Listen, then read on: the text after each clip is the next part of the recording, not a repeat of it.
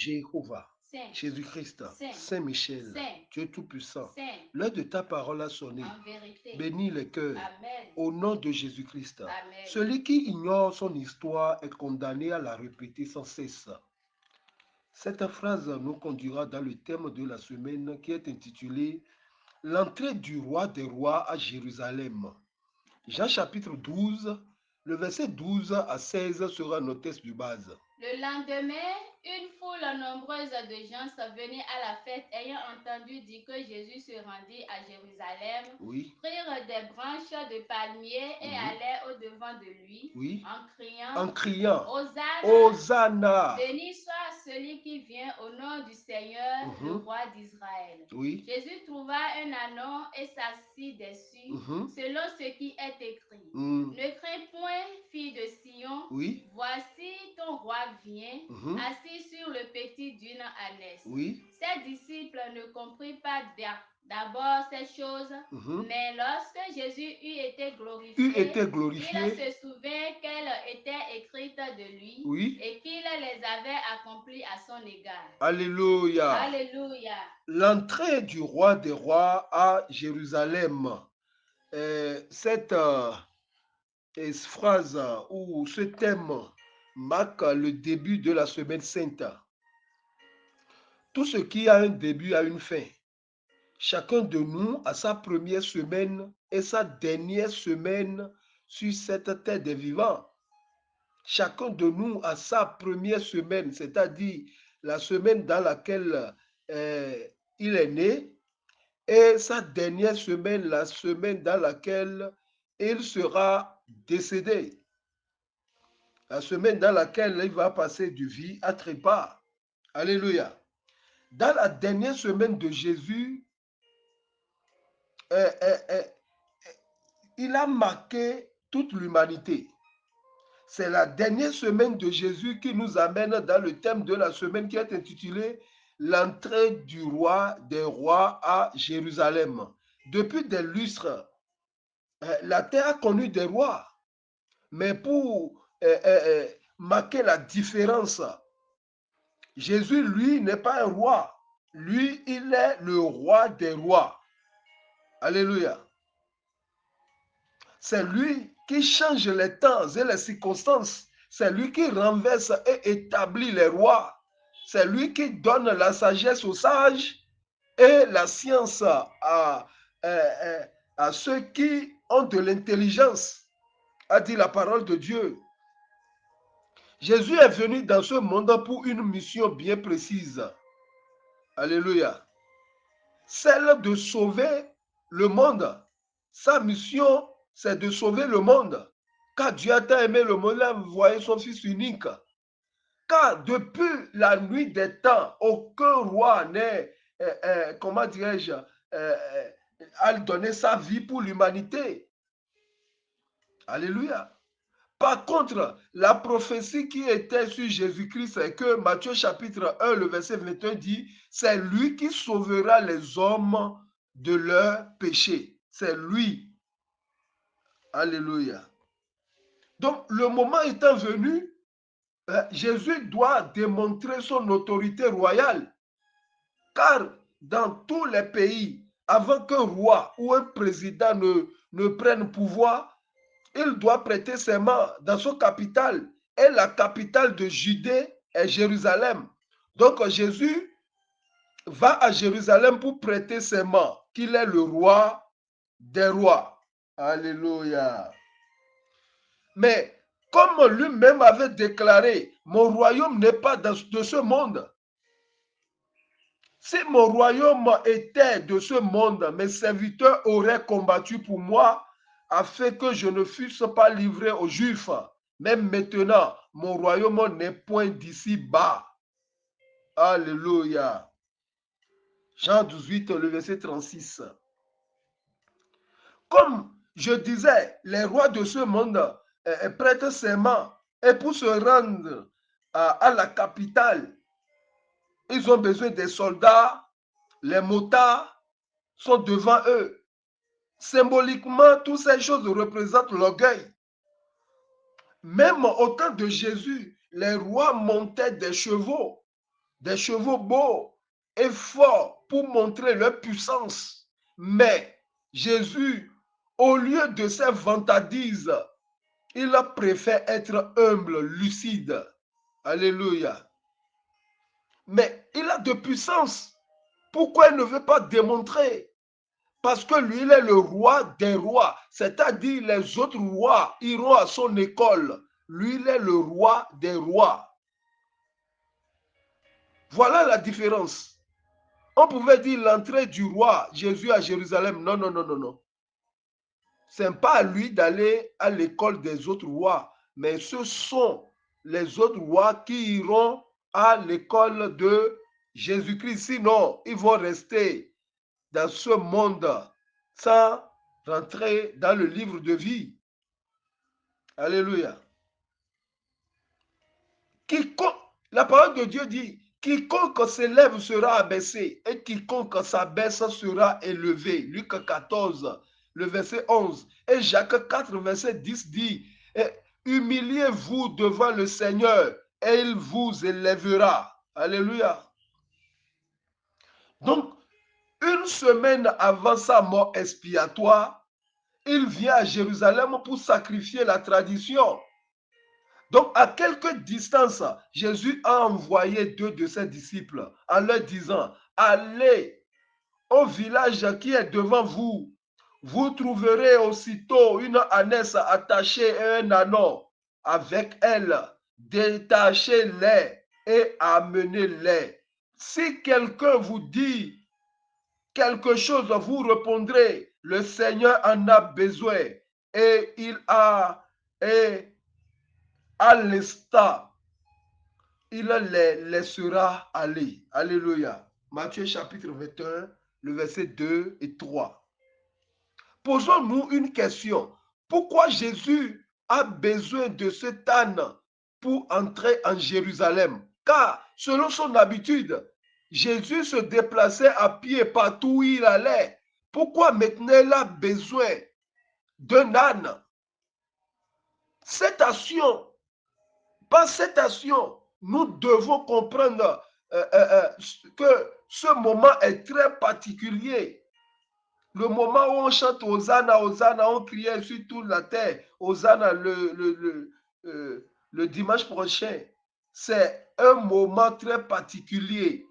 Car par cette entrée à Jérusalem, Jésus veut signifier symboliquement et prophétiquement son entrée triomphale dans le royaume de Dieu qu'il est venu inaugurer. Il est venu inaugurer le royaume de Dieu. Alléluia. Le royaume de Dieu, ce n'est pas dans les cieux. Le royaume de Dieu est au milieu de nous. Alléluia. En fait, l'entrée de Jésus à Jérusalem prophétise sa victoire sur 3 choses. Premièrement, sur le mal. Sa victoire sur le mal. Deuxièmement, sur le péché. Troisièmement, sur la mort par sa résurrection. On a le mal, le péché et la mort. Donc son entrée à Jérusalem prophétise sa victoire. Alléluia. L'entrée du roi des rois à Jérusalem. Pourquoi Jésus a besoin de cet âne pour entrer à Jérusalem? Jésus choisit plutôt de monter un âne. Cela montre que pour entrer dans le royaume de Dieu, il faut obligatoirement être humble. Car Dieu résiste aux orgueilleux, mais il fait grâce aux humbles, a dit Pierre, 1 Pierre chapitre 5, le verset 5, le C, a dit, Dieu résiste aux orgueilleux, mais il fait grâce aux humbles. Jésus, notre maître qui sait bien que la force et le pouvoir humain sont inutiles, on a besoin de Dieu. Et pour ça, nous devons être humbles. Pourquoi Jésus a besoin de cet âne pour entrer à Jérusalem? Vous savez, en réalité, Jésus est Dieu. En vérité et non en réalité. Non, en vérité, pas en réalité. En vérité, Jésus est Dieu.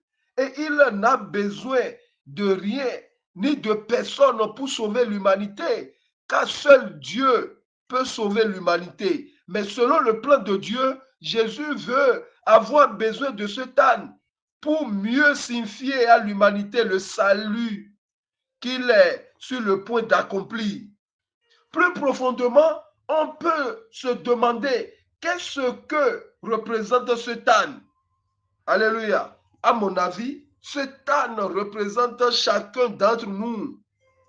Alléluia. Cet âne sur lequel Jésus est monté représente chacun de nous. En fait, le Seigneur veut que chacun de nous participe à l'œuvre du salut.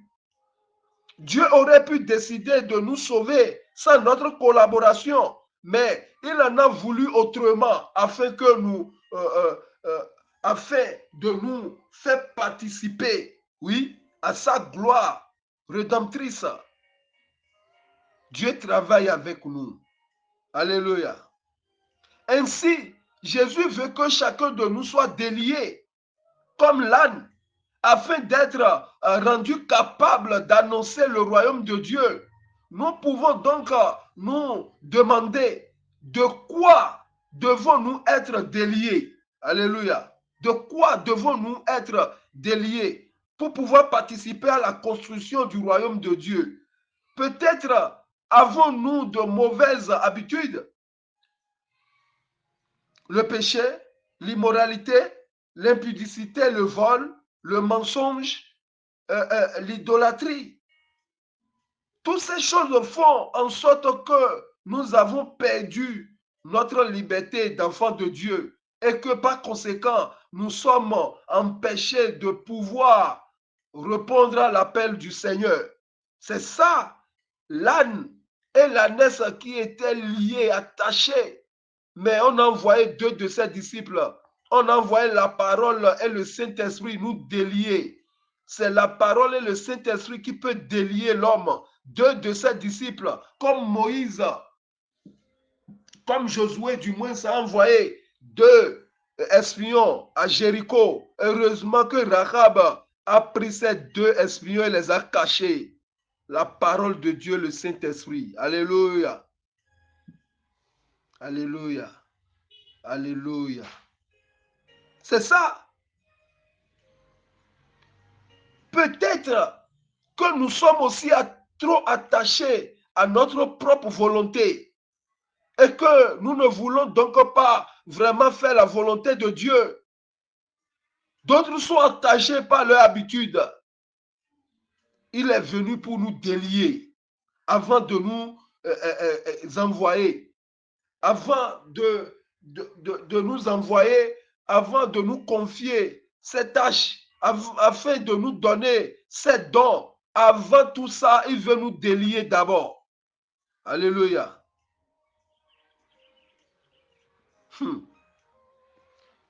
Qu'est-ce lu? Jean 12, le verset 15. Ne crains point, fille de Sion, voici ton roi vient, assis sur le petit d'une ânesse. Alléluia. Sur le petit d'une ânesse. Quelle humilité. Pas même assis sur l'ânesse, hein, sur le petit d'une ânesse. Alléluia. En acceptant que les disciples le détachent, je parle de l'âne, en acceptant que les disciples le détachent et que Jésus monte sur lui, l'âne devient le héros du jour. L'âne devient le célèbre. Jésus est le bon conducteur. Nous devons laisser Jésus monter sur nous. Après avoir écouté la prédication, acceptons Jésus-Christ dans nos vies. Et nos vies ne seront pas plus la même. Car depuis la chute d'Adam et Ève, tous les hommes sont attachés comme l'ânesse et l'ânon. Mais à l'arrivée de Jésus-Christ, l'homme de Galilée dans ce monde, ils ont été détachés, signe de délivrance. La petite bête de somme est plus présente dans le récit car elle est désormais heureuse. Alléluia. Désormais, cet âne est heureux parce qu'il n'est plus enchaîné. Aujourd'hui, on a des gens enchaînés tout en dormant à l'église, ils sont enchaînés par la colère. Alléluia. Il n'y a pas de salut en aucun autre, car il n'y a sous le soleil aucun autre nom qui a été donné parmi les hommes par lequel nous devions être sauvés, a dit la parole de Dieu. Tu te confies à un prophète, tu te confies à un visionnaire, tu te confies à un homme, confie-toi à Jésus-Christ et tu seras sauvé, toi et ta maison. Là où Jésus entre, la joie entre là. Là où Jésus entre, la colère disparaît. Là où Jésus entre, l'impudicité n'a plus sa force. Là où Jésus entre, la maladie n'a plus sa force. Ouvre ton cœur à Jésus-Christ. L'entrée du roi des rois à Jérusalem, c'est pour amener la joie. Alléluia.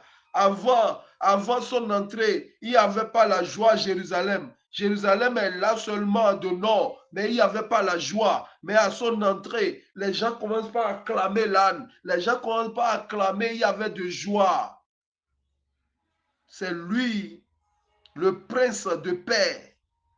À son entrée dans le temple de Jérusalem, avec l'âne, la foule acclame Jésus comme le Messie. Jean chapitre 12, le verset 13.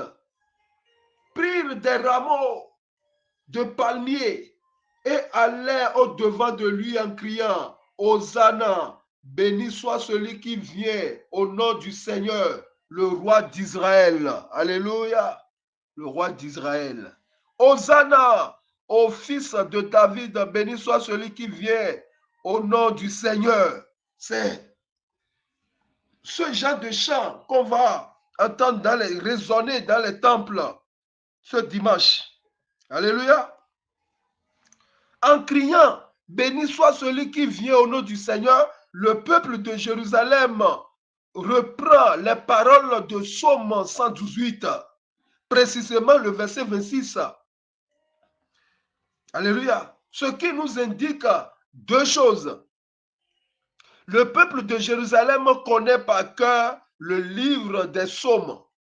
Le psaume 118 est utilisé lors de trois grandes fêtes. Premièrement, la Pâque. Deuxièmement, Pentecôte. Troisièmement, fête des tentes.